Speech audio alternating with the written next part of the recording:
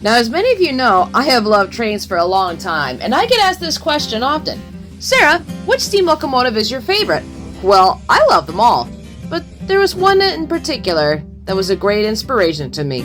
Let me tell you her story. In the year of 1901 on the McCloud River Railroad, the main source of revenue was logging. The tracks that used to run through the forest were temporary, so therefore they needed a strong yet lightweight locomotive to navigate through those tracks.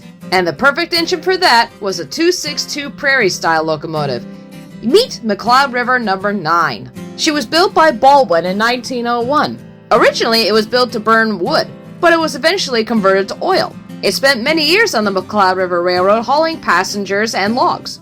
It also spent time on the Eureka and Western Railroad. But as with most steam locomotives, its fate was uncertain.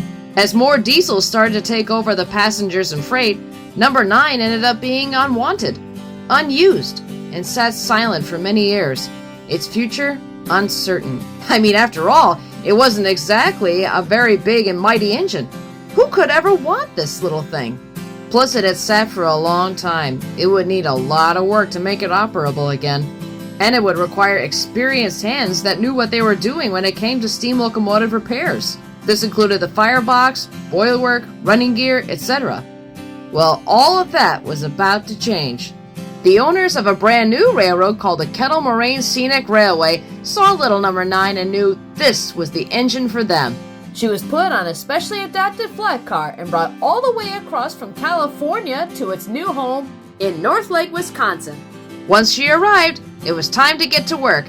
Once she was unloaded, she was brought into their new shops and given a full restoration from coupler to coupler. Before long, she was shining in bright new paint and felt steam in her boiler once more.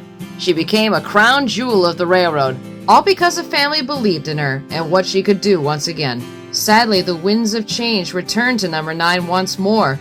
Suburbia had slowly encroached in on the railroad, and it was forced to shut down, leaving 9's future once again uncertain. But she thankfully had found a brand new home at the Age of Steam Roundhouse Museum in Sugar Creek, Ohio, and was also given a new coat of paint. And that is where we first met.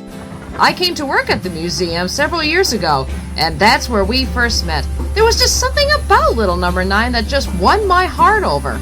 Was it the fact that she was an underdog? Was it the fact that she was a part of American history? Or was there something else beyond that? I thoroughly enjoyed telling her story on my tours. Many others love hearing her story too. She's been part of educational programs, was filmed in a historic documentary, and was even used as a model by Art Duck Locomotive Works. Yes, you too can own a little piece of number 9. One of the things I used to love after work was going over to see number 9 and giving her a good wipe down. Something about seeing the old girl just sparkling in the sunshine always warmed my heart. Plus, she has to look good for the photographs, right?